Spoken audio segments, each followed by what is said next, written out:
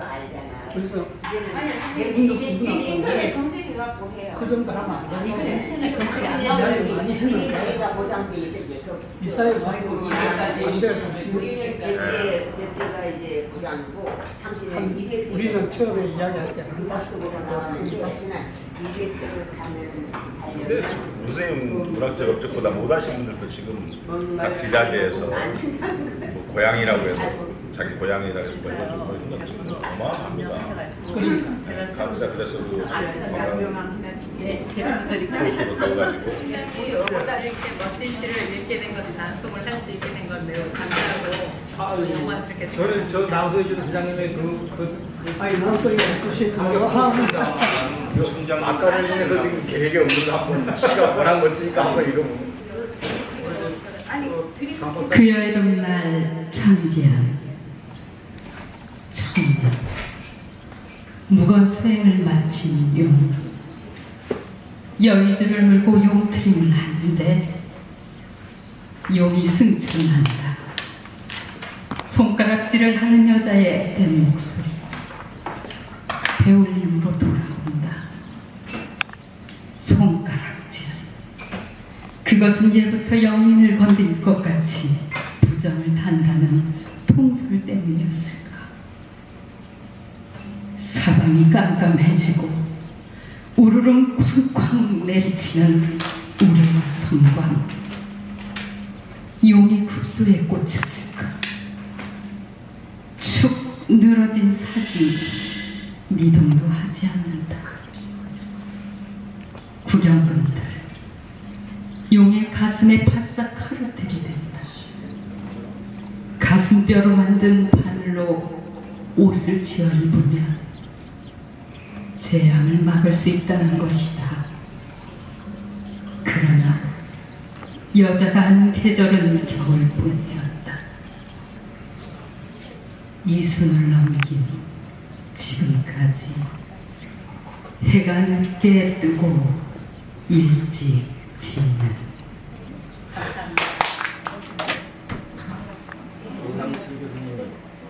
제자님 여기 대학교 고등학교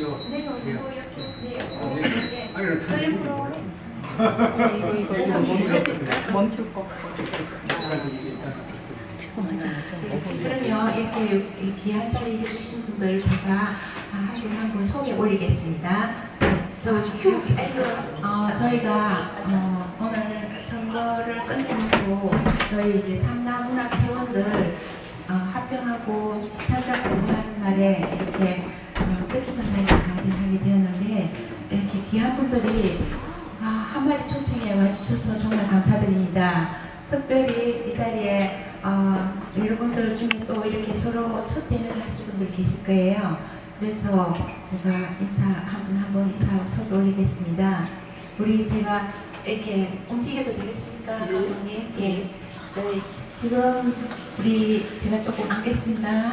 예. 여기 계신 김영기 선생님은요, 남강초등학교 교장을 역임하셨습니다.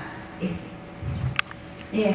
그리고 제주시조시인협회 회장을 역임하셨고 최근 친구야 올레로 올레 동시족을 출간하셨습니다. 그리고 곧 또 동시집을 지금 준비하고 계십니다.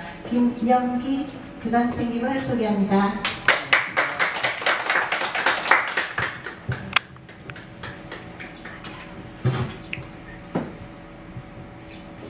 제가 여기 멋진 여성분께 오겠습니다.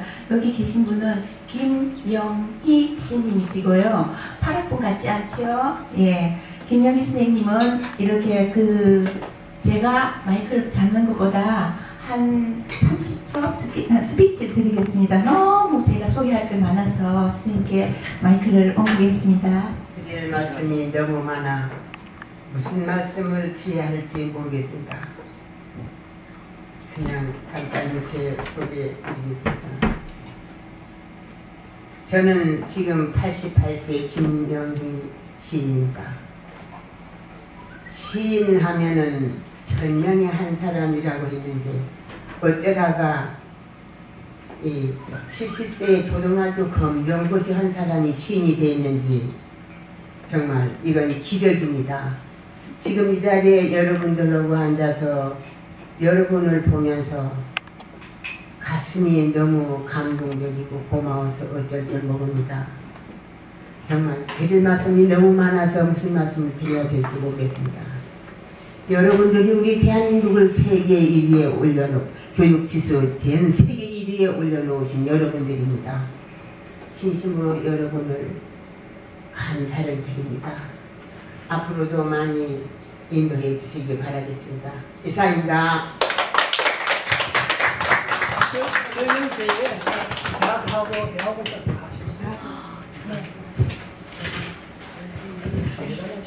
신앙생활 하나 하셔야 되는 거 아닙니까? 이곳은 이제 여기 지금 강병철 신의사 수술가이신 우리 제주국제대 특임 교수를 여기 지금 하셨고 국제정치학 박사이십니다.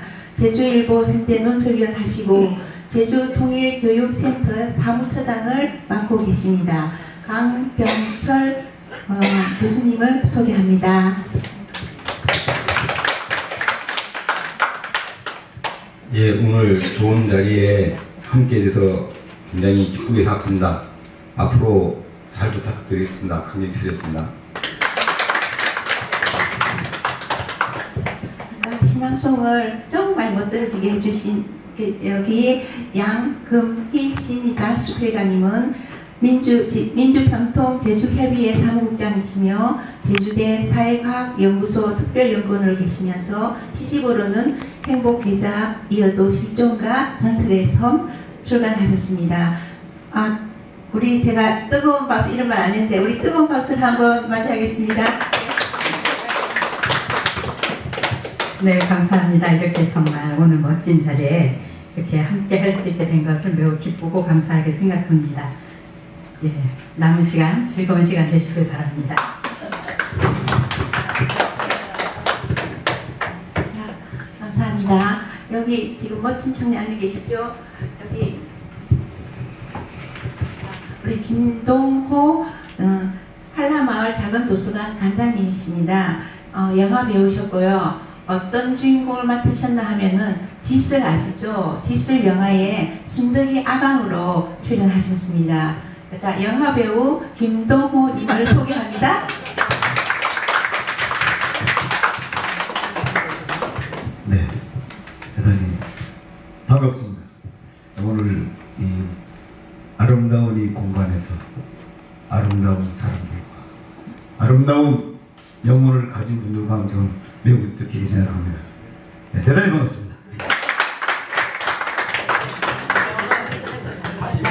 지금 촬영을 해주시는 제일 먼저 소개해드려야 되는데 제가 슬금슬금 옆으로 가겠습니다. 오상철 전 제주교육대 교수님을 소개합니다. 교수님은 현재 평화방송국 기자로도 계십니다. 자, 우리 오상철 교수님을 뜨거운 박수로 환영합니다. 마이크를 넘기겠습니다. 한 말씀 해주시죠. 예, 저는 이제 불청객 같은데 그냥 따라왔습니다. 좋은 영상 편집해서 올리겠습니다. 유튜브에 들어가서 검색창에 오상철 치시면 오늘 영상이 나올 겁니다. 감사합니다.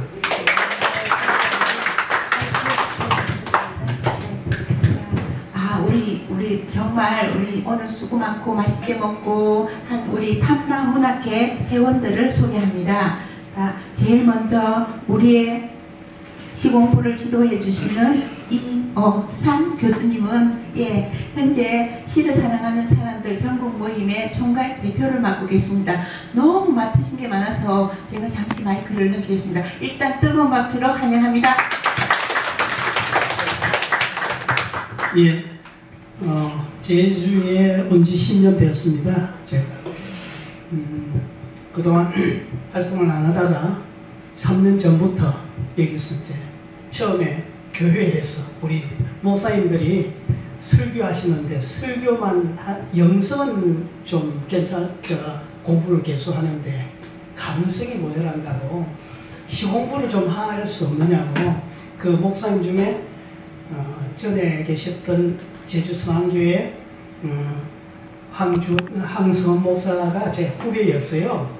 그래서 목사님이 또 우리 시공부 좀 가르치주라 해서 옛날부터 이제 저를 잘 아니까 그래서 이제 성안교회 이제 목사님들 7분, 사모님들, 전도사님들 해가지고 여기서 일주일에 한 번씩 시공부를 했어요. 그러다 보니까 이제 교인들도 시공부를 할 사람들이 많이 생겼어요. 그래서 한 사람, 두 사람 하던 게 파트를 3파트 해가 70명을 가르쳤었습니다. 제주에서 이제 그냥 가르치는 것보다도 제가 같이 공부를 했죠. 그러면서 제가 시를 가르치는 것이 아니라 시 읽는 법, 그 다음에 시집을 사보는 법, 어떻게 골라야 하는 법, 그런 걸 이제 같이 공부했습니다. 그러다 보니까 3년 전부터 이제 이렇게 인터넷을 통해서 강의도 이제 뭐 조금 하고 그렇게 했습니다. 하다 보니까 이제 제주에서 조금 이렇게 하게 되는데 더 좋은 분들을 만나가지고 우리 탐나문학회 만들고 우리 양창식 총장님도 우리 문학회에 들어오시고 우리 장한라 스님 이전부 좋은 분들이 굉장히 많습니다. 정예실 한라대학교 교수님도 이제 우리 탐나문학회에 초대 회원이고 그런데 좋은 분들이 많아요. 그래서 같이 공부하다가 보니까 이제 제주에 이런 분 저런 분들을 알게 되었습니다. 저는 앞으로 시간에서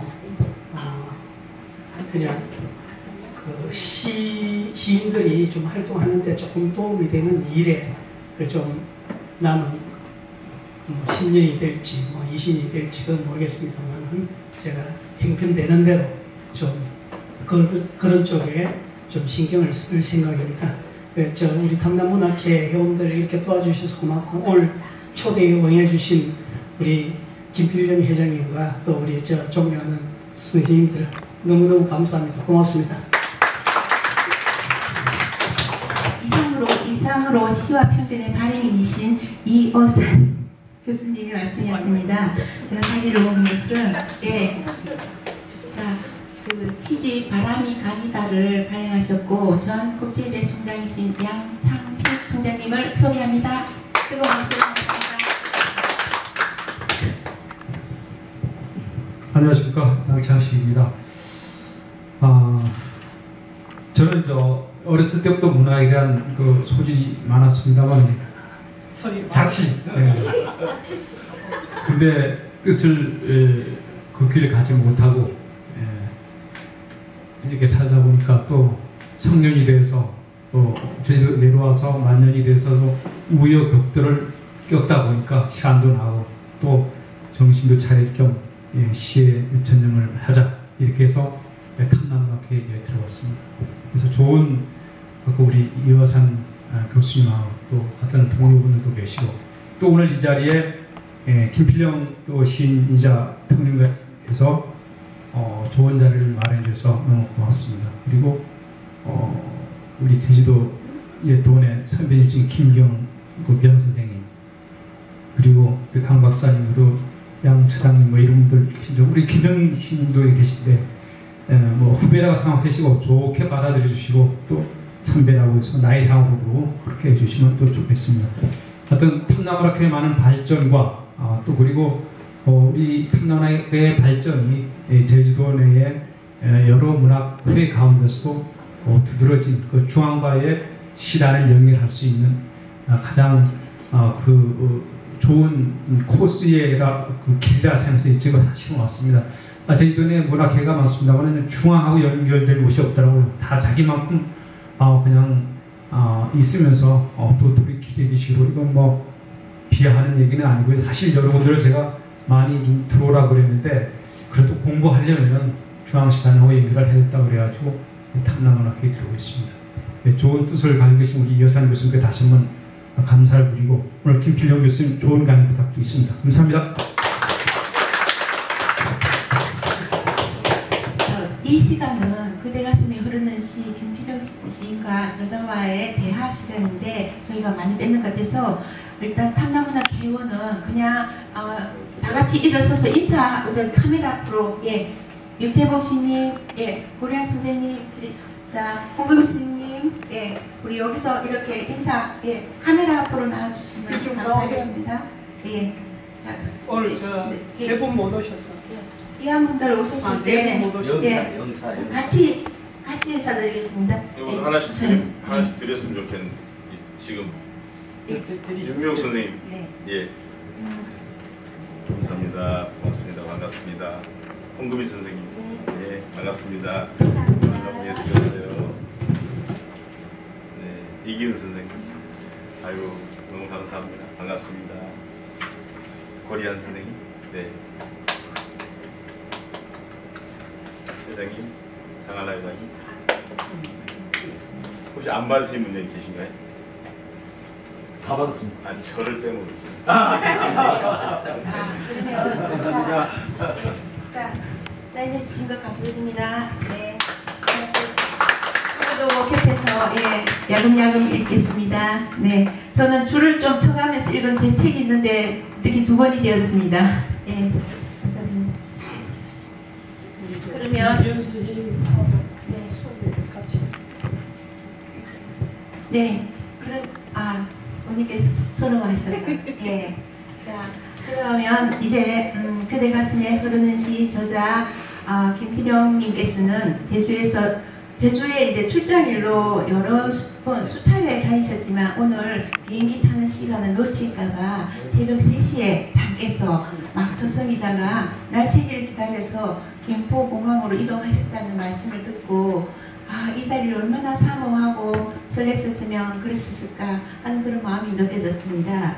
김필영님께서는 현재 한국현대시인협회 사무총장으로 있으면서 개간 시산맥회, 월간 시문학회, 이어도문학회 회장을 맡아 활발한 활동을 하고 계시며 푸드 서비스 디자인 컨설턴트 시인이면서 평론가입니다. 그대 가슴에 흐르는 시 감상평론집은 우리 문학시 대표하는 96편의 시를 중심으로 3년 6개월에 걸쳐 지난 5월에 출간되었습니다. 자, 우리가 뜨거운 박수로 김필영 평론가님의 대화를 이어볼까요? 환영합니다.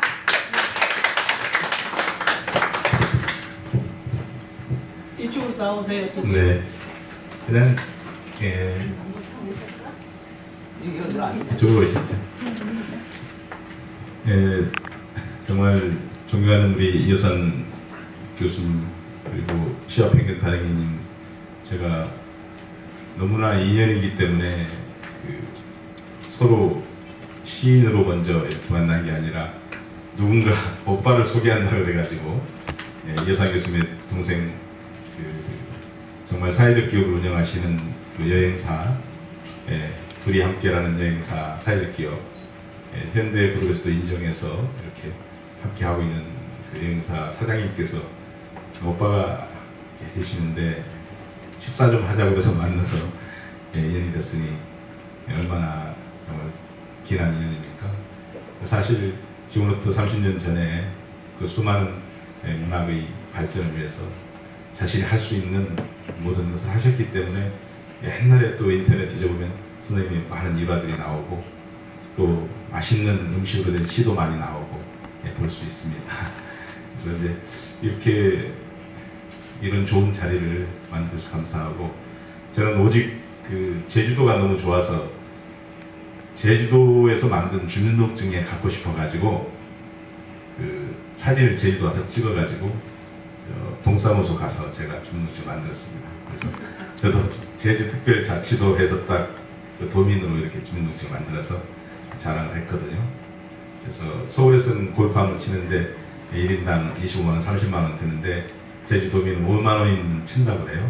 근데 아직까지 제주도민이 돼가지고 한 번도 못 쳐봤습니다. 시를 쓰다 보면 정말 시가 밥이 안 된다고 하는데 저는 시가 그 밥이라는 것이 은유적으로 말하면 삶이고 고통이고 사랑이고 꿈도 될 수 있기 때문에 저는 밥이 됐다고 생각하는 사람 중에 하나입니다. 그래서 그동안 저도 청소년 문학상을 많이 받고 살다가 어린 나이에 그 경제사회 틈에서 30대 초에 대학으로 진로으로 임원이 되고 보니까 사인만 하면 돈을 주고 돈을 너무 빨리 벌어서 사업을 일찍 시작했는데 너무 큰 부도를 맞아가지고 문학의 길을 가지 못했습니다. 첫 직장이 출판사였어요. 6년을 출판사에서 편집을 하고 편집장까지 했습니다.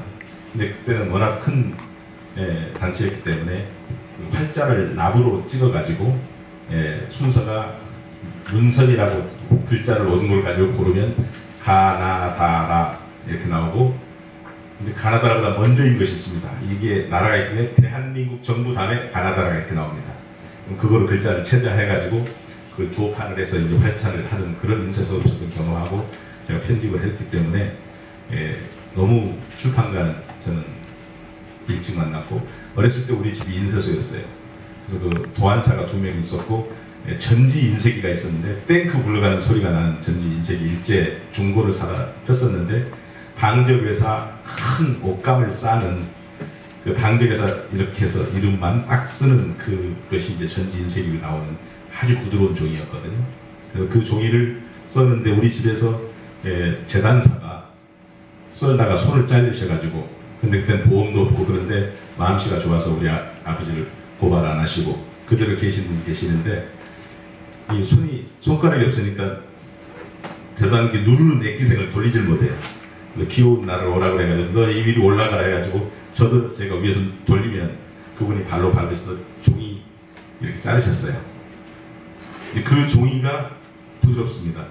그래서 그 종이를 나들어 날라서 계단 창고에다 갖다 놓았는데, 제가 그거 하기 싫어가지고 그 종이 더미 속에서 잠들면 부드러우니까 잠들어가지고 우리 집에서 아이 잃어버렸다고 난리 난 적도 있고, 그래서 이제 인쇄와 함께 이런 출판과 함께 이제 쭉 세월이 27살까지 이어져 오다가 그룹사 가서 이제 돈 속에 묻혀가지고 돈의 욕망에 미쳐가지고 그를 놓아버리고 살다가 70억을 부도맞고 14년을 그 빚을 갚으면서 제가 글을 너무 늦게 써서 이런 험난한 인생을 사는구나 해가지고 울면서 지금까지 그 빚을 다 갚았습니다.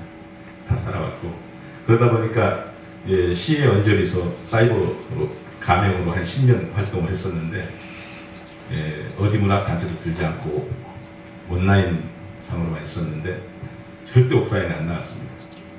그러다가는 이제 문학단체 가보니까 너무 문학이 상업적으로 변하고 진정한 글 쓰는 사람이 많지 않고, 그래서 한번 시인들의 권익과 제대로 된 시단을 한번 만들고 싶은 마음에 제가 등단을 딱 10편 써서 10편 보내서 처음에 우연히 당선이 돼서 신문학으로 등단했고, 또 이제 어줍지 않게 평론을 쓰니까 평론가도 밥그릇 뺏는다고 해서 말의 자유함을 위해서 별수 평론도 보내서 당선이 돼서 이제 평론을 쓰게 됐는데, 앞으로도 이제 여기 예서 교수님과 그늘에서 또 함께 하면서 하시는 일에 제게 작은 힘이 된다면 함께 하고자 하고, 또 제주에 정말 주민등록증이 있으니까 좀 자주 와서 그 제주 아름다운 제주 표준어도 좀 배우고, 탐나국이 불기하고 거의 그 역사가 같잖아요. BC 2333 이게 이제 불기인데 거의 2334인가 그래요. 탐나국이 처음에 이름이 시작되는 것이.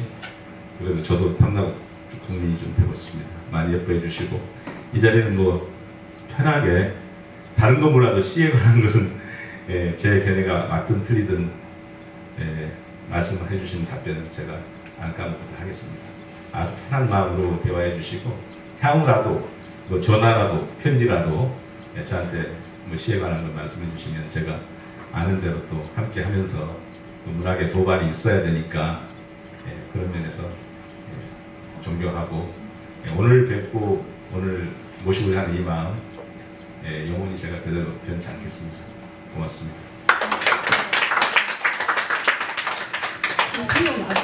예, 우리 지금 파스모크란에 사인된 그 한민복 시인의 안개에 붙여서 먼저 안개를 잠시 저도 방송하고 싶어서 해도 되겠습니까? 예. 한민복 시인 예, 207조 안개 한민복. 안개는 풍경을 지우며 풍경을 그린다. 안개는 건물을 지워 건물이 없던 시절을 그려놓는다. 안개는 나무를 나무를 지워 무심히 지나쳐 보지 못하던 나무를 그려보게 한다. 안개는 달리는 자동차 소리를 나누어 놓는다. 안개는 사방 숨은 거미줄을 색출한다. 부드러운 감옥안개에 갇히면 보임의 세계에서 해방된다. 시선의 밀어냄을 흡수로 맞으며 눈동자에 겸손 죽여주는 안개의 벽. 안개는 물의 침묵이다. 안개는 침묵의 꽃이다. 네. 한명복님의 안개를 김필령 평론가께서 어떻게 감상 평론을 하셨는지 209쪽 뒷부분입니다. 이게 참 가슴을 오늘 초월하던데요. 정말 찰진 맛이었습니다. 뒷부분에 긴급건의 제가 우리 한번 읽고 토론하거든요. 그게 좋겠습니다.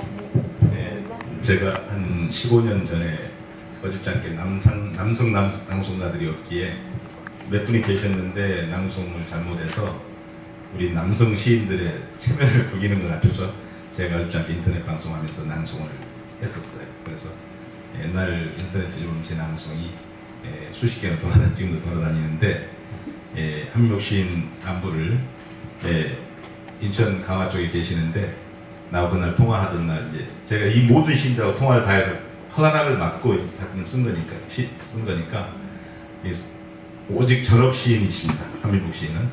그래서 오직 시만 쓰시는데 요즘 그 히트하는 가을이라는 시가 짧죠. 당신을 키워놓은 채 잠이 들었습니다. 이거 시가 끝입니다. 이게 가을이라는 시예요. 한민복 시인이. 근데 시집만 가지고 인쇄만 가지고 사시고 오로지 전업 시인이니까 훌륭한 분이죠. 그리고 인물도 잘생겼습니다. 근데 이분이 쓴 안개를 이제 제가 여기 있는 시들은 어떤 시든지 시집이 있는 시에서만 골랐어요. 시문학에서 3년 6개월 동안 연재할 때 꼭지가 시집 속의 감동시였습니다. 그러니까 내가 아무리 존경하는 누구와 내가 정말 사랑하는 어느 동료 후배 시인들이 있어도 그 사람의 시집이 지금 최근 2년 안에 없으면 제가 해줄 수가 없는 거예요. 그래서 시집 속의 감동시를 시작했는데 여기도 한민복 시인의 시집 속에서 골랐는데 이 시를 고르는 것은 관념시는 추상적 관념시는 고르지 않았습니다. 사물 위주로 된 시를 골랐어요. 그래야 객관성 있고 오래 가니까. 그래서 이제 제가 우리 회장님 마이크를 받았습니다만 이건 제가 읽어드리고 토론하도록 넘겨드리겠습니다. 보이지 않는 베일 속 사물을 투시하는 눈, 안개, 한민. 무언가에 가려진 모습은 신비한 매력을 지니고 있다. 그래서 사람들은 가려진 너머에 존재하는 모습을 동경하고 그것을 보려는 본능을 참지 못하는 경향이 있다. 아직 피지 않는 꽃봉오리, 미소 짓는 입술 사이로 보이는 검니, 부르카, 니캅, 차도, 히잡 등의 베일에 가려진 이슬람 여인의 모습, 안개에 가려진 풍경, 안개 지워진 풍경은 어떤가? 안개 속에 보이지 않는 존재가 존재한다는 것을 느낄 수 있음도 살아있다는 커다란 증거이다. 한민복 시인의 시에서 안개라는 베일 속 사물을 투시해보는 숨바꼭질의 순례가 되어본다. 안개는 대기 중에 은결핵이 떠있고 증기압이 포화증기압에 거의 같아질 때 수증기가 은결하여 생기는 현상이다. 안개 지워진 풍경을 왜 바라보는가? 이 질문에 아무도 보이지 않기에 바라보는 것이라고 하면 하나의 답이 될 수 있을까? 시는 행간마다 그 점을 투시하며 흥미롭게 밝혀준다. 시의 첫 행은 시각적으로 안개를 본 관점이다. 육안으로는 구별할 수 없으나 상대 습도가 100%에 가까운 매우 작은 물방울이 대기 중에 떠있는 안개는 바람에 흐르며 풍경을 지운다. 그러나 그 지움이라는 안개의 상태에 나타난 보이지 않는 그 자체로 다른 풍경을 그린다. 2, 3년에서 안개를 보는 시인의 눈은 시각적 관점을 넘어선다. 건물을 지워 건물이 없던 시절을 그려놓는다. 나무를 지워 무심히 지나쳐보지 못하던 나무를 그려보게 한다라는 묘사는 유와 무의 대조적 관점을 대비하여 시각적 관점과 공간적 관점에 더하여 과거와 현재의 시간적 관점을 느끼게 한다.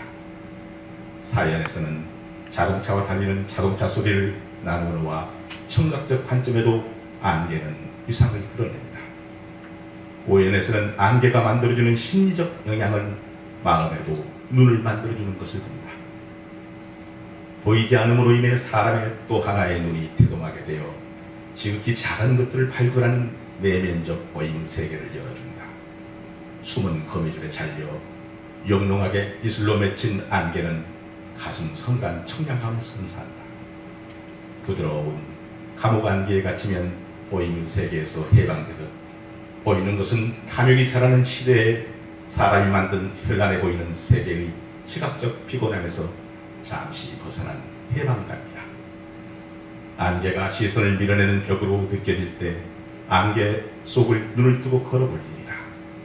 안개에 젖어 촉촉이 젖어오는 눈동자로 살아있음이 감사히 느껴질 때 겸손해질 것 같다. 우리 음모처럼 안개도 물로 만들어졌기에 안개의 침묵 속에서도 거부함 없이 숨 쉴 수 있다. 안개가 물의 침묵으로 피워낸 꽃이듯 우리가 침묵하고 시를 쓰는 마음으로 조용히 안개를 바라볼 때 우리도 안개처럼 한 손이 침묵의 꽃이 된다는 것을 시는 일깨워준다.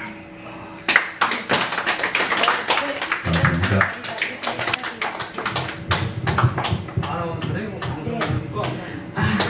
정말 이 자리가 정말 열기가 뜨겁네요. 우리 그 탐나문화 개원 중에 시와 평론에 대해서 궁금한 점이 있어서 질문 하나 하겠다고 합니다. 마이크를 넘기겠습니다. 네, 안녕하세요. 탐나문학회 고리안입니다. 시는 퇴고를 굉장히 여러 번 하잖아요. 근데 평론 같은 경우에는 어떻게 그게 이루어지는지 좀 궁금합니다. 네. 퇴고와 관련해서 말하면 여기 있습니다. 그 절차 탁마라는 말을 우리들은 퇴고에 관련해서 쓰죠. 예. 자르고, 예. 닦고, 예. 찍어내고 이렇게 가꾸는 그런 막 간다는 뜻의 절차 탁마. 그러니까 동양의 시학에서는 사서삼경, 논어라든가 그 시경, 거기 있는 사서삼경을 읽고 불경을 읽으라고 이제 여러 선생님들이 하셨죠.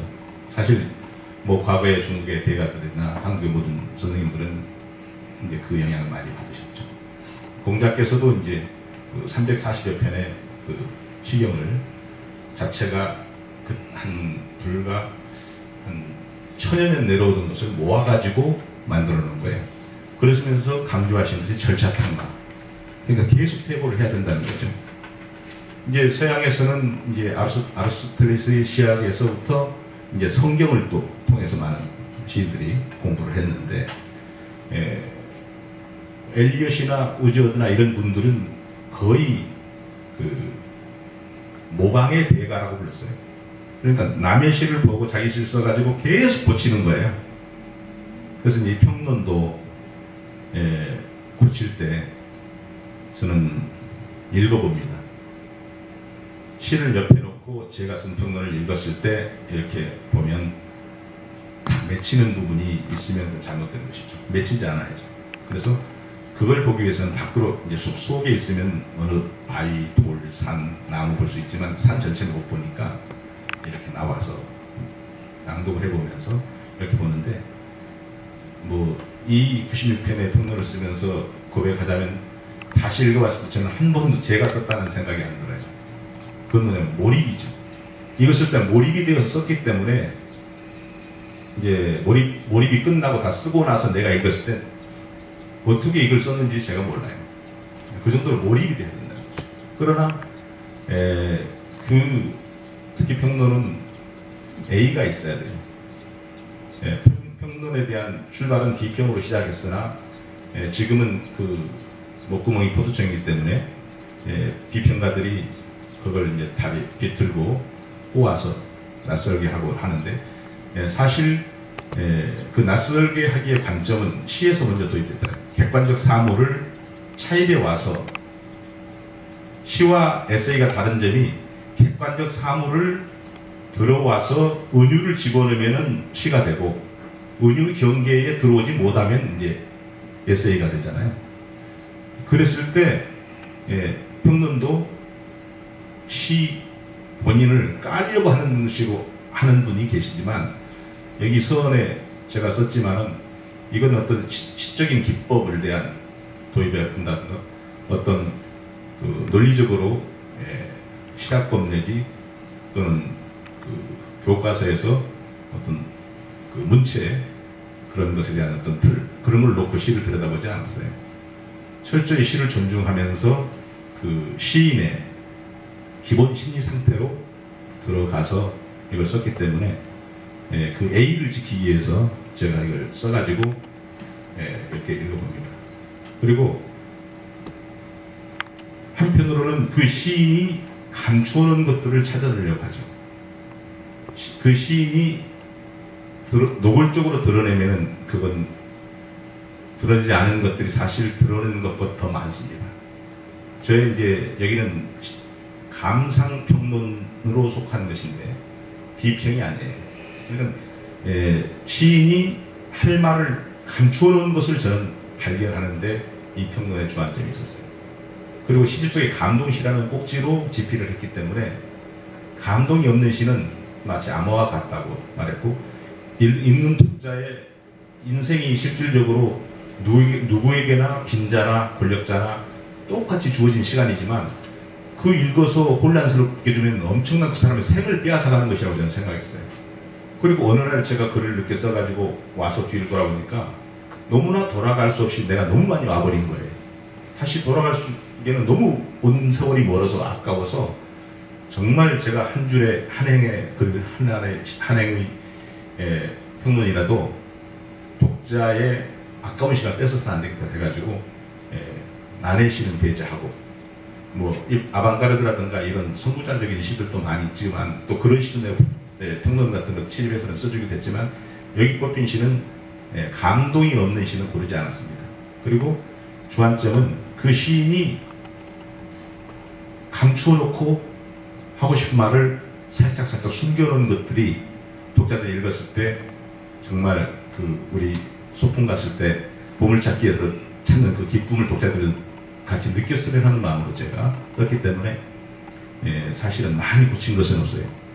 왜냐하면 거기에 몰입되어 썼기 때문에 이걸 다시 읽어보면 내가 어떻게 이걸 썼지? 이렇게 썼지? 라고 저 스스로도 감동할 정도로 몰입돼서 그 시인이 되어서 썼기 때문에 시는 제가 한 20번 정도 퇴고합니다. 시는.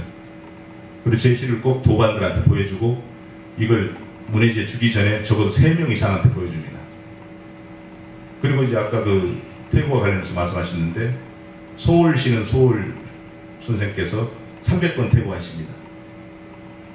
그리고 정호승 시인이 1억 7천까지 1년에 시집을 팔아서 돈을 번 적이 있었고 그 세무 담당을 박정훈 시인이라고 내 친구가 세무 담당에서 국제성에 있었을 때 근데 정호승 시인이 나한테 뭐라고 했냐면 서정주 시와 소월 시를 1500번 자기는 패러디를 해봤다고 했어요.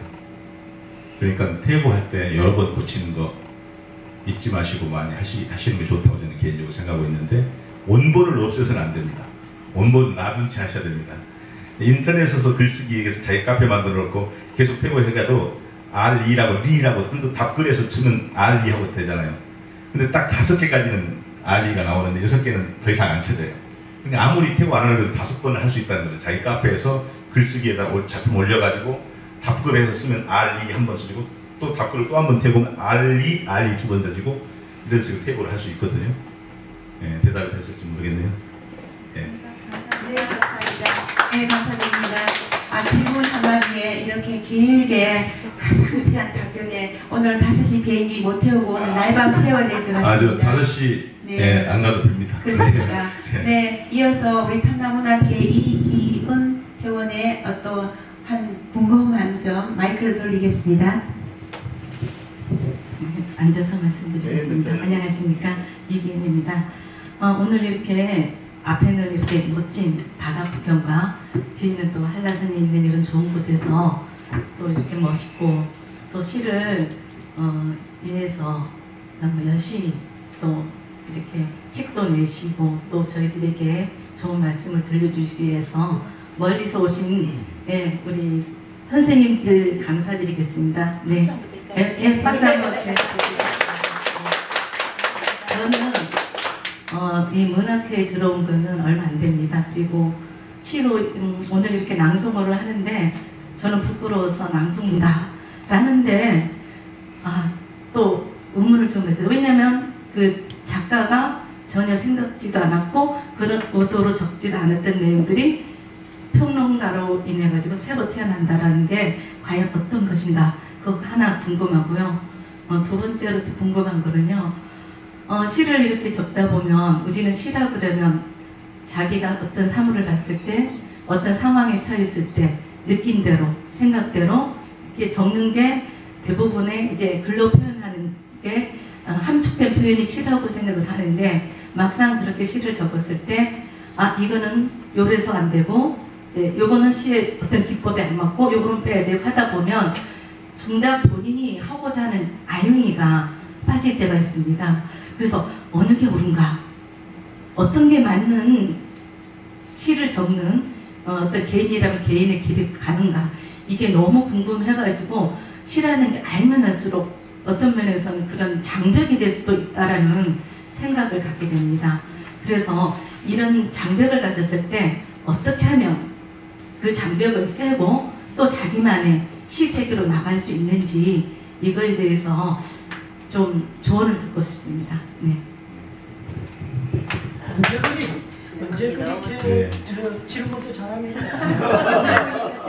너무 그 마음속에 오늘 요리하시고 부엌에서 설거지 하시느라고 끝까지 하시는 모습 제가 뒤에서 봤고요.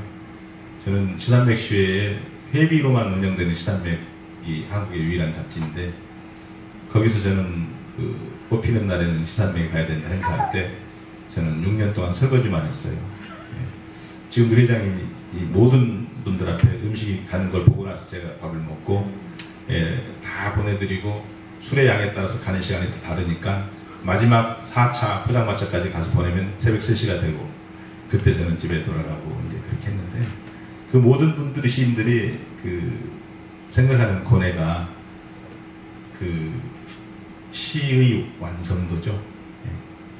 그러니까 여기에 96편의 시가 있는데 제가 이것을 모든 시인들한테 드리고 바치면서 생각하는 게 단 한 편의 시를 라도 독자들이 감동하는 시를 남기고 누구나 주어진 생에 자연의 어느 한 품으로 돌아가야 한다면 아까 공자가 340편의 시임을 뽑아서 제자들에게 주면서 정말 시인이 되라 시인이 되는 것이 사람이 되는 것이다 가르쳤듯이 한 편의 시를 남겨야 되잖아요. 그러려면 그 고뇌를 하셔야 되는데 이왕에 피할 수 없는 고뇌라면 행복하게 생각해야 됩니다.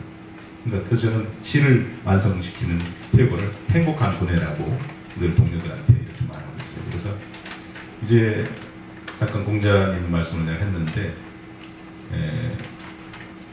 자기 형님의 딸을 시를 잘 쓰는 제자한테 주어버렸어요. 그리고 자기 아들한테도 너 시 잘 안 쓰면 너 장가 안 보낸다. 그렇게 말할 정도로 시를 배워야 사람이 된다고 말했는데 그건 뭐냐? 지금 질문하신 이기은 선생님이 질문하신 대로 그 시를 완성하기 위해서 하는 고뇌라고 말하는데 행복한 고뇌라고 시간을 보낼 때 자기를 돌아보게 되고 겸손해지는 거죠. 행간을 저는 시를 한 50행 정도 씁니다. 주제를 놓고 거기서 버리는 작업을 하는 거죠. 그런데 그걸 버리다 보면 다 버릴 수밖에 없을 만큼 내가 마음에 안 들 때 자신을 얼마나 겸손해지겠습니까? 그러니까 시는 이해선 교수님도 말씀하셨듯이 진실이 결여되면은 시도 아니고 시인도 아니라는 말씀을 제가 인터넷에서 들은 적이 있어요. 그러니까 그 자신을 진실하게 돌아보고 태고에 가서 아무리 태고 이거 맞을까 틀릴까 하니까 처음에 생각했던 그 작품은 어디로 가버리고 몇 획 남았다? 그거 그대로 두세요. 절대 그래서 제가 인터넷 카페를 하나 자기 소재로 만들어 놓고 태고를 할 때 워드에서 태고해서 하나 올리면 이제 본 작품이 하나가 되면 그건 버리지 말고 답글을 달면 R2 해서 시가 하나 또 되죠. 또 한 번 태고해서 또 답글을 달면 R2, R2 두 개가 돼서 R2 네 개까지 됩니다. 다섯 번째는 어느 정도 이제 태고할 수 있는데 그 기법은 제가 제 경험을 얘기하는 수밖에 없어요. 왜냐하면 시에는 왕도가 없고 시향기도 다 틀리고 작법이 틀리기 때문에 제 경험을 이야기할 수밖에 없는데 저는 일단 어느 사물을 보고 시 종자를 얻었을 때 일단 지금은 너무나 편리한 세상이죠. 모든 도서관을 뒤져보지 않아도 공부를 할 수가 있습니다. 뭐 생물학적으로 뭐 서은과 관련된 것을 때 난자 정자 뒤져봐도 뭐 지금 다 나오잖아요. 그래서 일단 문학작품, 카페글, 블로그 다 뒤져보면 내가 쓰려고 했던 그 동일한 주제하에 시들을 적어도 5개 이상 10개 발견할 거예요. 그걸 읽어보세요. 그래서 역행으로 뒷줄부터 위로 거꾸로도 읽어보고 앞으로도 읽어보면 나는 적어도 이 시를 쓰지는 않아야 되잖아요. 모방해야 되니까 자기 것을 써야 되니까. 그래서 그걸 읽어보시고 내가 사유하는 걸 그때부터 또 사유를 해보세요. 화장실에 가서 사유하시고 주무시게 존경하는 분 옆에 계셔도 그 베개의 머리에서 생각하시고 계속 사유하다 보면 떠오릅니다. 그러면 이 휴대폰에 내 전화번호에다가 메시지 메모를 이렇게 해서 계속 퇴고를 해 나가시다가 저는 응이라는 시를 네 책을 갖고 왔는데 50횡을 썼어요. 거기서 이제 20횡으로 이제 버리기 작업을 하고 갖고 가는데 그 퇴고를 할 때는 항상 연출을 해야 됩니다. 이제 제목을 어떻게 할 것인가, 도입부를 어떻게 할 것인가, 전개에서 중반부를 어떻게 할 것인가, 마지막으로 어떻게 하실 때 그 음식적 제목처럼 절비 가서 밥 먹을까 할 것처럼 이렇게 관심을 끌게 제목을 해야 되지 않겠습니까? 또 도입부가 흥미로워야 다음 두 번째 행을 읽을 거 아닙니까? 그런 기승전결 관련해서 연출을 자기가 그 많은 50행을 써놓고 야 너 앞으로 가 첫 행 되라, 너 중간에 가, 이걸 연출을 해야죠. 그래서 마지막에 정말 가슴을 꽝 치던 감동을 주고 끝나야 되는데 그런 것을 아껴야죠. 처음부터 제목이 어머니인데 첫 행이 어머니면 되겠습니까? 어머니라고 쓰려면 어머니란 말이 끝까지 안 나와야 돼요. 마지막 행에 어머니가 나와야 돼요. 그래야 궁금해서 읽잖아요. 긴장감을 갖고. 그러니까 퇴고를 부단히 하시고 내가 퇴고하다가 시를 1년 썼는데 몇 편을 못 건진다 하더라도 퇴고를 즐기시고 행복한 권해를 하시면 자신을 돌아다보게 되고 아무래도 그 주름살이 덜 생길 거예요. 답변인지는 모르겠습니다. 이어서 자연스럽게 유태복 저는 이 평론 그걸 다 읽어보지도 못했지만 이 많은 평론을 한다는 게 굉장히 참 하루아침에 이루어지는 건 아닌 것 같은데 이 중에서도 그래도 이게 읽다 보니 이거는 조금 내가 지금 그렇다 한 거 좀 좋은 제일 마음에 와는 시가 있다. 그것을 하나 아까부터 내가 말씀드렸는데 이제 제가 그 질문이 나올 것 같아서 생각을 해봤는데 뭐 솔직하게 말씀드리면 자기 자식 10손가락 깨무서 안 아픈 자식 없잖아요. 근데 그것은 마음속에 이기심이 있기 때문일 수도 있어요. 제 거니까. 그러나 첫째는 사랑이죠. 모든 것은 사랑이 없을 때 아무것도 남는 게 없잖아요. 그래서 제 평론을 사랑하는 게 아니고 여기 있는 그 선정의 시를 제가 봤을 때 사랑했어요. 근데 어떤 시는 솔직히 여기서 고백하지만 한 달에 3편을 쓰거나 2편을 제가 골라야 되는데 시집 속의 감동시라는 꼭지니까 제가 반지색 눈이나 교보나 영풍에 가서 적어도 한 달에 10만 원어치 이상을 시집을 삽니다. 또 시인들은 시집을 사주는 것이 예상 교수님도 한 회원당 5권씩만 사주면 정말 세계의 모임 중에서 가장 훌륭한 모임이 되실 거라고 생각하시는데 그건 맞는 말씀이에요. 근데 난 원고 마감은 임박에 오는데 시를 못 고르고 있는 거예요. 감동시를. 그 아까 우리 이영기 문학상 타신 김명인 선생님하고 저하고 굉장히 친합니다. 그래서 지리산 문학상 그 재전위원장 할 때도 뭐 옆에 앉아 계속 버스 타고 왔다 갔다 하면서 나고 존경하고 또 좋은 일 해주시니까 좀 죄송한 말씀인데 시집을 2권을 샀어요 제가. 근데 감동시가 안 보이는 거예요. 그리고 이제 시인들이 여기 이제 우리는 점으로 가잖아요. 계속 항우는 붉게 타는 아름다운 헬스 우리가 가고 있는데 경계할 것이 나이를 들었다고 허무주의 볼 것 다 본 것처럼 시를 쓰면 안 됩니다. 그러니까 문덕 선생님이나 김기화 선생님을 좋아하는 이유가 8, 90세 됐어도 시가 항상 젊어서 청소년을 쓴 것 같은 거예요. 근데 나이 다 쓰는 이제 저 시집을 저 책꽂이인 저 시집을 누구에게 줄까? 저 세상 가면 막 이렇게 어떤 정으로 가는 식으로 이렇게 시를 쓰는데 그런다고 달라질 게 아무것도 없어요. 그러니까 저는 이 시를 존중하거든요. 그래서 제가 사물시 눈에 보이는 모든 것들을 모방하세요. 사물을 언어로 모방하시면 그게 최고 시가 되는데 나는 이 시를 존중해서 이걸 썼기 때문에 내 평론이 뭐 어떤 게 잘 됐다고 말하는 것은 뭐 겸손해서 이런 말씀 드리는 게 아니라 말이 안 되고요.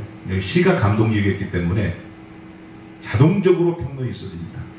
시를 고르는데 한 달에 돌아서면 원고 마감이고 돌아서면 원고 마감 월간을 제가 월간 지문하게 연재했기 때문에 근데 정말 시를 못 골라서 못 쓰지 시만 고르면 하루에 3편 다 씁니다. 토요일 날 앉아서 토요일 날 이제 제가 유일하게 직장인이니까 쉬는 날이 토요일인데 토요일 날 하루에 평론 3개 다 씁니다. 시만 고르면요.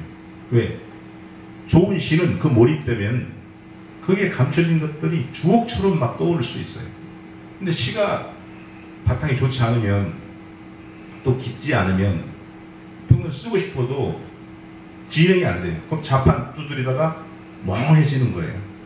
그래서 여기에 들어있는 것 어떤 것들이 더 잘 됐다고 내가 말하는 것보다는 어떤 시가 더 어떤 평론이 더 좋냐고 말하는 것보다는 어떤 시가 더 감동적인가 이쪽으로 포커스를 맞춰주는 것이 바른 말일 것 같고요. 그러기 위해서는 다 읽어보시라는 뜻이죠. 그리고 내가 이제 이따 마지막에는 제가 이수익 선생의 천년의강을 한번 우리 회장님 제가 오늘 5시에 출발 안 하기로 하고 더 늦게 가도 되니까 내일 새벽에 가도 되고 그 천년의강을 제가 읽어드리면서 그 말씀을 답변을 할 거예요. 왜냐하면 이수익 선생님은 겸손하시고 너무 시를 잘 쓰시고 겨울의 강을 잘 쓰시는 분인데 시집 제목이 천년의 강인데 나는 이것도 한행이에요. 나는이 한행이 될 수 있습니까? 이 현대시에서 요즘은 그거 인정 않거든요. 나는이 한 3개인가 2개가 들어가 있으니까 그 나는 빼버리면 한 5행밖에 안 되는 행간 시로 그것도 끝에는 사랑이여 그랬는데 사랑이여가 우리 시인들이 생각할 때 무슨 시입니까? 예를 들어서 그 5줄 가지고 제가 2페이지에 평을 어떻게 했는가로 제가 우리 태국 선생님의 말에 답변해 드리겠습니다. 네, 57쪽입니다. 네, 볼까요? 이수익 선생님이 3년 전에 돌아가셨다. 네, 천년의 강 이수 나는 너의 살을 한 움큼씩 뜯어먹고 오래 산다. 너는 나의 생생한 피 한 대바씩 훔쳐먹고 오래오래 산다. 나와 너 사이에는 참아 죽을 수 없는 천년의 강물이 구리칩니다. 사랑아. 자, 여기 시에서 이제 우리 요즘 현대시에서 쓰지 말라고 한 나는이 여러분들 나는이 벌써 2개도 있고 이제 오래 산다, 구비치고 있다, 사랑아 이런 것이 앞행에 이어져도 될 또 한 거니까 이건 사실 한 4, 5행밖에 안 되는 그런 시죠. 근데 사랑을 빼놓고 인생을 말할 수 없기 때문에 이 시가 가치가 있다고 저는 봐요. 이 뒤편을 회장님 네. 제가 읽을 시간이 있습니까? 회장님 누가 읽으시겠어요? 우리 네. 다는 말이 아니고요. 네, 축약해서 저 다 하면 좋겠지만 여기서 우리 홍금 58 58 마이크 편하게 하세요. 거기는 그냥 해도 돼. 편하게 하세요. 어디라고 알려주시겠어요? 59쪽에 살이 뜯기고 피를 아끼면서도 둘 사이엔 차마 죽을 수 없는 천년의 강물이 굽이치고 있기 때문이다. 산을 돌아 바위를 넘으며 뒤엉켜도 손을 놓지 않고 제 살과 피를 섞으며 하나 되어 흐르는 그 천년을 흐르는 강, 영원한 생략된 사랑이라고 진술하고 있다. 시의 결구를 읽는 무수한 가슴들은 구멍이 뚫린다. 누군가를 사랑하면서 피와 살, 생명을 나누었다고 생각해보지 못한 가슴들은 천년의 강에 무너진다. 그것도 사랑이라고 했느냐고 묻는다.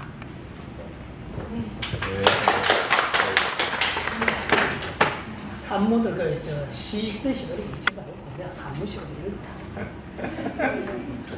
정말 귀한 시간이 흘러가고 있습니다. 저희가 2시 30분으로 이렇게 잡았습니다. 비행기 시간도 있고, 그래서 오늘 초청 인사님들 중에 한 분 이렇게 마이크를 넘기겠습니다. 누가, 우리 김동호 관장님, 네.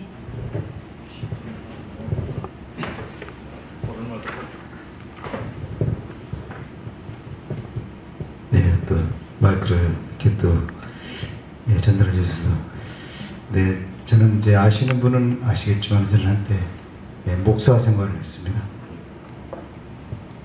종교에서 말하는 목사님이 아니고 그냥 목적 없이 사는 사람이었습니다. 그런데 어느 날인가 이런 한 편의 시를 통해서, 낡은 잡지의 한 편의 시를 통해서 삶에 우리가 살아가는데 그런 이렇게 우리가 막 익히 들었던, 왜 살아가는 게 우리가 목적 있는 삶을 살아야 될까? 목표를 갖고 살아가는 그게 시 속에 그게 삶의 목적이 그런 있었구나. 그래서 지금은 목적 있는 삶을 살아가고 있습니다. 지금 조그맣게 이제 도서관을 이렇게 하면서, 예전에는 책하고는 이게 거리가 좀 멀었었고요. 근데 어느 날 많은 시간이 흘러서 길거리에서 선생님이 많았습니다. 예전에 선생님이. 그 선생님이 이제 그 선생님도 이제 주중에 축제더라고 길거리에 가는데 연락이 주는데, 이제 그 선생님하고 또 둘이서 이제 막걸리 먹다 보니까 제가 이제 형님이라고 부른 거예요. 그러니까 그 선생님 하시는 말씀, 야 그래도 선생님이다, 그 얘기 했다가 그 머리 찡긋한 거예요. 근데 그게 옛날에 생각이 떠올랐다는 거예요. 통지표에 그 선생님이 저한테 뭐라고 가만히 보니까 그 문제하라고 표현했다. 문제하라고. 그 선생님이 욕을 해보니까 그게 생각이 나가라. 그냥 그 선생님한테 제가 말을 했습니다. 그때 선생님 저 학교 다닐 때 저한테 문제라고 했는데 가만히 보니까 선생님이 문제였습니까? 저가 문제였습니까? 이렇게 한번 해본 거예요. 그러니까 선생님이 아까 이렇게 웃으면서 이렇게 지나고 얘기했는데, 그런 그 말 속에는, 한마디 말 속에는 정말 사람의 이제 삶의 방향과 바꿔지는 어떤 그런 것들이었었고, 그게 시어 속에서, 시어는 어느 날 내 삶의 등대였습니다. 그 맨 처음 와닿던 시가, 그 시를 한번 골라보겠습니다. 흔들리며 피는 꽃이었습니다. 흔들리며 피는 꽃, 도종관. 흔들리지 않고 피는 꽃이 어디 있으랴. 이 세상 그 어떤 아름다운 꽃들도 다 흔들리면서 피했다. 흔들리면서 줄기를 곧게 세웠나니 흔들리지 않고 가는 사람이 어디 있으랴. 젖지 않고 피는 꽃이 어디 있으랴. 이 세상 그 어떤 빛나는 꽃들도 다 젖으며 바람과 비를 맞으며 꽃잎 따뜻하게 피어나 젖지 않고 가는 삶이 어디 있으랴. 흔들리지 않고 가는 인생길이 어디 있으랴. 감사합니다.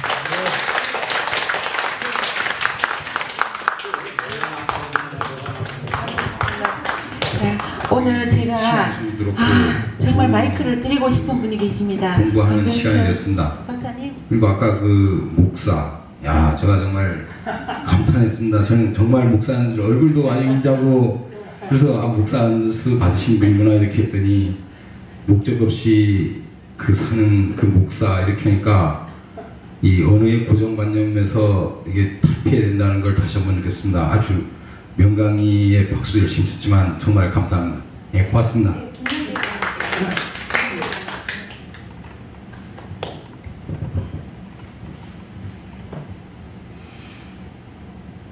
제가 교편 생활을 하면서 많은 제자를 뒀는데 길가에서나 어디서 만날 기회가 있습니다. 그래서 스승은 제자를 알아보는데 제자는 스승을 모르는 일이 많아요. 그러니까 나만 그랬나 이렇게 했는데 오늘 제 자신이 선생님을 몰라보고 스승님은 저를 알아보는 겁니다. 이거 어디에 제 얼굴을 두겠습니까? 그래서 인생에 대한 공부를 다시 했다는 것이 첫째고, 두 번째는 김필령 선생님이나 여기 계신 주인장 선생님이 이 건축이라든가 이런 것도 이제 공부를 하게 됐고, 또 저희들은 보통 이제 감상평을 이제 많이 쓰고 있는데 감상평과 이제 평론이 어떻게 다른가 하는 것에 대해서도 공부를 했고, 그야말로 많은 것을 공부를 하는 그런 시간이었습니다. 끝으로 그 아름다운 목소리의 그 신앙송 우리 양 선생님께서 다시 한번 감탄하는 겁니다. 그리고 이제 김필동 선생님이 그 한 문장을 읽어도 벌써 그거의 시 자체다. 그 고운 목소리, 아주 그 부드럽고 중후한 그 목소리가 어디서 나오는 것인가. 진짜 부러운 것이었습니다. 이 한 가지만 또 질문을 편하게 해보겠습니다. 다시 그러니까 이런 모임에 또는 어떤 시 전집 이런 것을 볼 때 제일 먼저 눈여겨보는 것이 무엇이겠습니까? 내 고향 어떤 시인이 어떤 분이 이름이 올라있나, 그분이 작품은 어떤 것인가, 그것을 눈여겨보는데, 오늘도 이 그대 가슴에 흐르는 시, 이 전편을 통해서 혹시 제주 출신 시인이 있는가, 또 혹시 시조 시인은 없는가, 그런데 한 분도 없어요.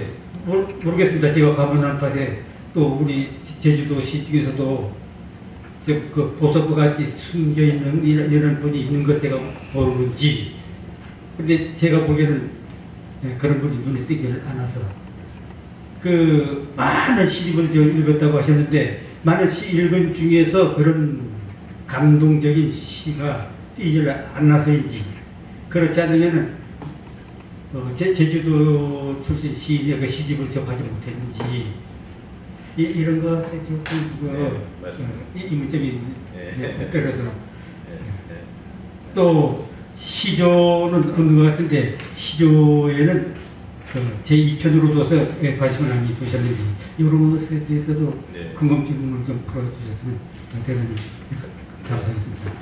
예. 네. 끝으로 아주 조금만 해서 선생님께 다시 한번 사죄의 말씀을 드리겠습니다. 선생님이 딱 들어왔을 때 진짜 몰랐습니다. 얼굴이 전에 비해서 더 젊어졌기 때문에 그런 거라고 보는데, 제 생각에는 아주 저도 노인 얼굴입니다만 저보다 더 노인 얼굴로 이렇게 그렇게 머릿속에 이렇게 기억이 드는데 보시는 분은 머리가 번뜩하긴 한데 차마 우리 스승님 은사님인 줄 모르는 거예요. 다시 한번 살려드립니다. 오삼재 스승님 한 번 더 마이크를 드리겠습니다. 예. 예, 고맙습니다. 회장님이 제 마음을 알아보셨는지 마지막에 제 말을 주셨는데 처음에는 이제 할 얘기가 없었는데 쭉 들어오면서 내가 이 얘기를 하고 싶다 하는 게 있었어요. 오늘 이 자리에서 생각나는 시가 있었습니다. 한영문 씨의 그 복종이라는 시인데 나는 다른 사람은 복종을 자유를 좋아하지만 나는 복종을 좋아합니다. 예, 시인들이 어쩌면 시인들이 그 타고리 시처럼 동방의 등불 그런 나라 사랑하는 시들이 많이 나왔으면 좋겠다 이런 생각을 가집니다. 감사합니다.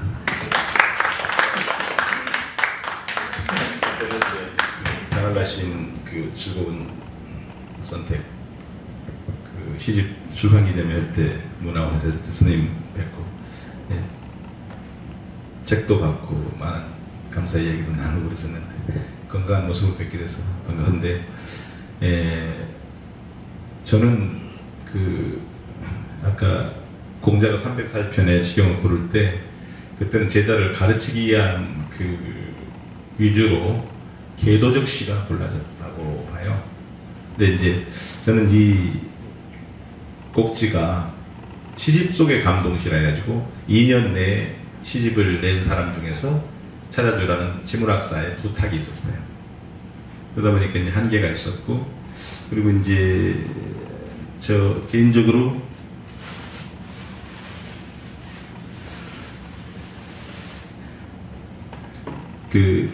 이게 용이라는 이 시집에 여기 보면 김필령 밑에 1954년 지구 출생이라고 써놨어요. 그래서 저는 이 작은 나라가 동서남북 이렇게 참 그 신분 출신 이런 것이 너무 내 마음속을 많이 아프게 했었어요. 긴 세월. 그리고 제가 취직시험도 13번 그 출신지 때문에 면접에서 떨어졌습니다. 그래서 꼭 그런 어떤 트라우마가 있다는 게 아니라 여기 머릿말에 보면 이런 말이 있습니다. 감동시를 찾으려는 목적 외에 어떤 주관적인 편견도 갖지 않고 오직 시만 읽었다.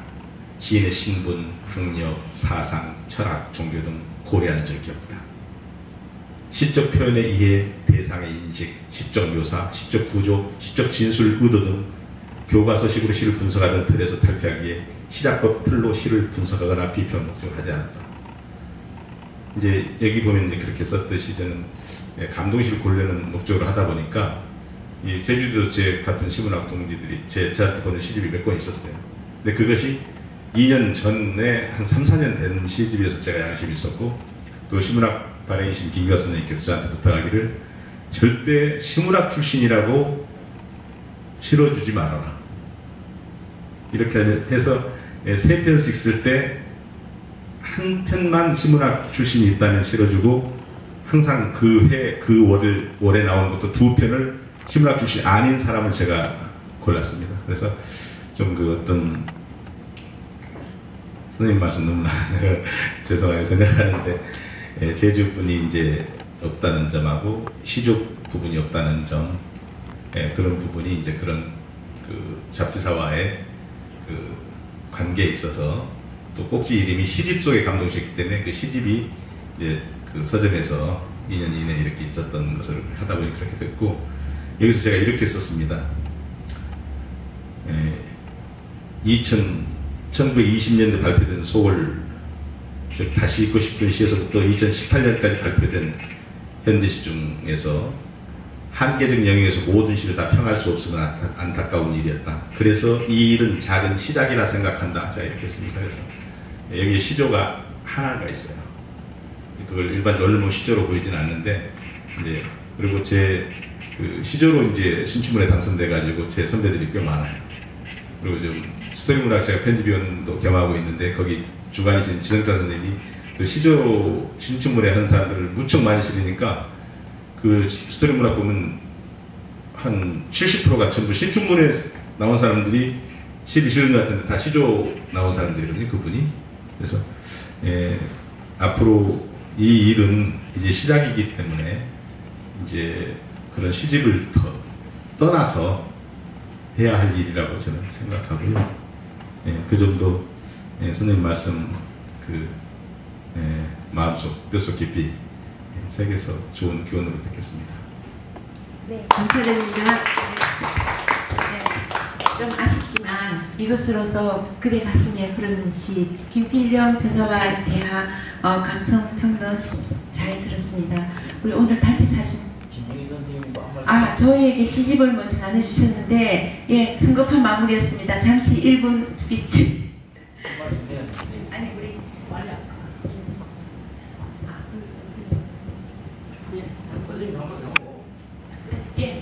예, 그러면 저 서로 마이크를 양보해 주시네요. 네, 단체 사진을 찍고 마무리하겠습니다.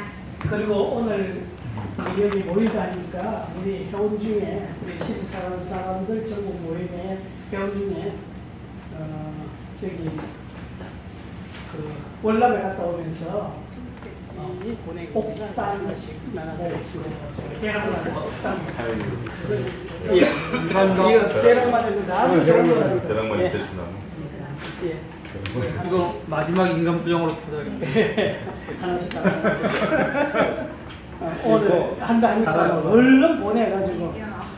아우 새까만 거네. 길고 좋다 이거. 낙관을 하셔도 되겠다. 영납장에 있으실 테니까 낙관으로 이걸 하십시오. 이거 나무입니까? 예, 나무입니다. 대추나무, 대랑만이 대추나무 아니에요? 근데 이거 흑담목입니다. 흑담목. 불가네 이거. 그게 이런 모임이 있다니까 빨리 특송으로 보내라는 거야. 그저께 보내면 어디 받았습니다.